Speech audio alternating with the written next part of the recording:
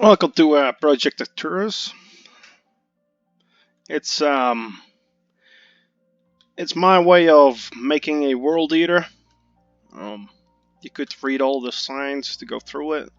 There's only really one person I like to thank for this is Maj from TechRock. This is how you use it. So you're gonna remove this bedrock right here. You're gonna light that top observer. And we'll start dropping TNT, 6 pieces, and that will dig out the trench under it. As you can see, let me plug up this water hole real quick.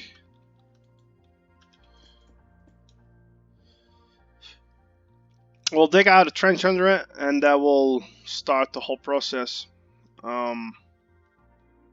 After that, after drop down to the right height, I'm gonna remove that one block right there. And I'm gonna light this observer, and then we'll start bombing out the area for you.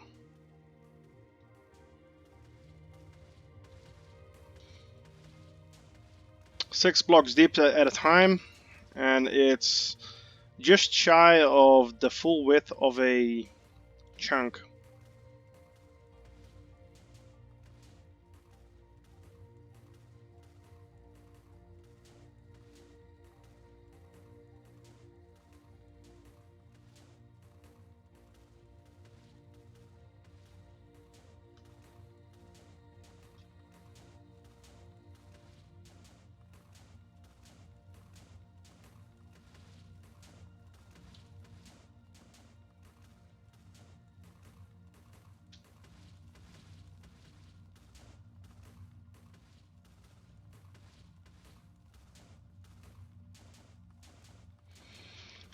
So the TNT actually never lands on the ground, and that's the reason why it's mining so efficiently, because we're making optimal use of the blast radius.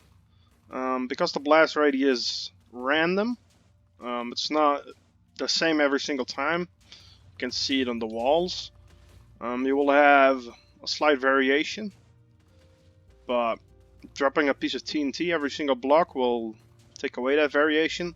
Also, it will, as you can see, be perfectly effective at what it's doing.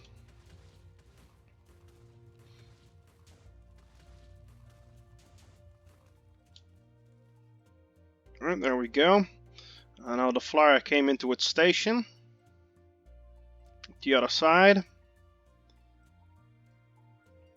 I already have this loaded to have 6 pieces in it.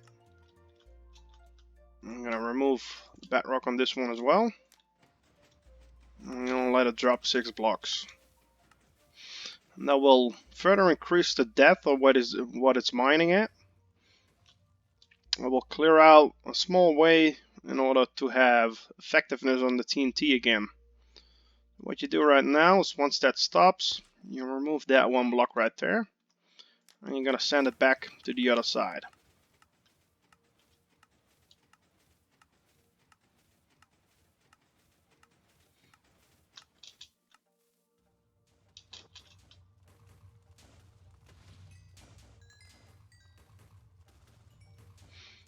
The reason why I'm stopping every 6 layers and not automated this whole process is you will run into water, you will run into lava, and maybe you'll find ore blocks that you want to mine. As example, currently we're destroying these right here, but it's not completely necessary to do that. You can mine them every 6 layers if need be. My advice would also be run 1 at a time or 2. That way you can mine stuff out of the walls as well, and that way you can effectively also mine a whole bunch of ores with it.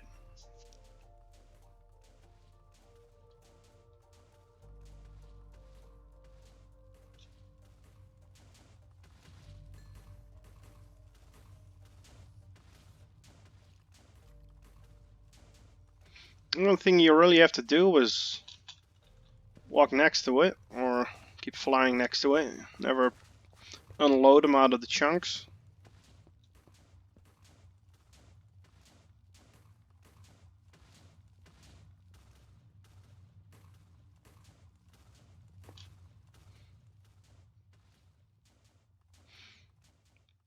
So we'll stop a little bit short before running into the station, because you need to remove one block by hand. And you're gonna fire her up again, just so we can make those last couple of blocks.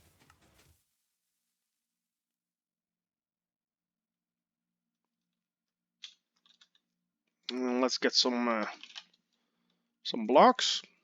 There we go. Alright, and now this machine right here needs to drop 12. I'm gonna put 12 items in there, and I'm gonna let it drop down 12 blocks.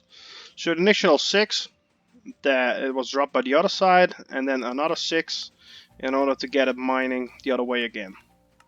Of course, it will start dropping those TNT blocks because of updates, but it also recreates that trench that you need. Remove that one block and send her off again.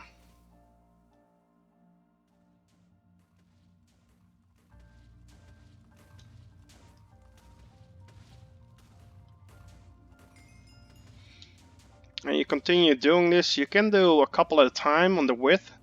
I would advise not to if you want to mine blocks. If you want to do everything as quickly as possible, run 4 modules at a time. Don't run in any more, because your game will most likely begin to lag because of all the piston updates on top and because of all the TNT being dropped and being detonated.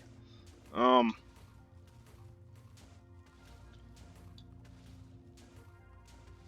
you can see, it's quite effective, because in just a couple of minutes already we cleared at least a chunk deep and the full 9 chunks wide, or long in this case.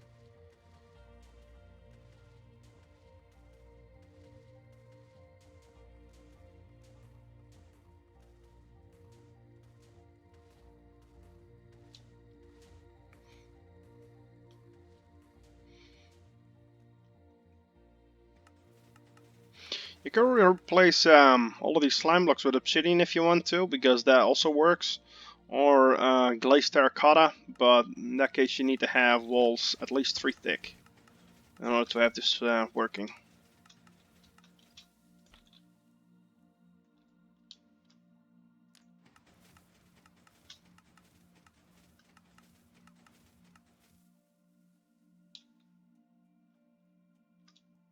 Same thing over here. I put 12 in and send a 12 down.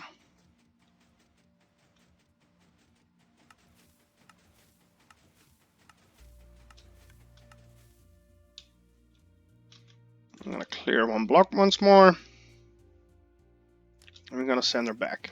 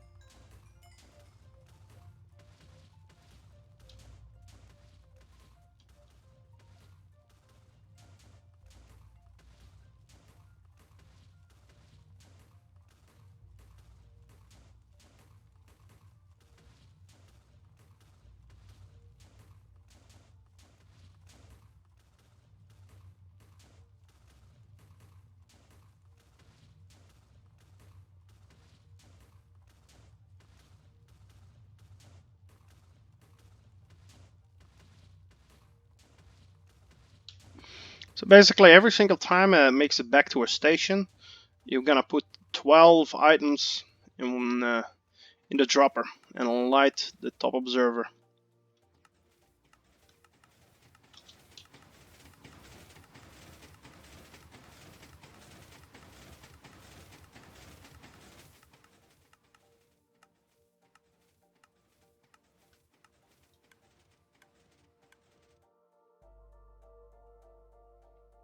And there you go. That's how you operate this machine. Have to note, it will run out of TNT before you get all the way to the bottom. It's not the most efficient world eater, but it's like top 3 with it. Thank you for watching. Now you know how to operate this machine. If you got any further questions, please leave them in the comments or put them in our Discord from the Advanced Automation. Or you can also ask me in Tech Rock Discord. Thank you for watching.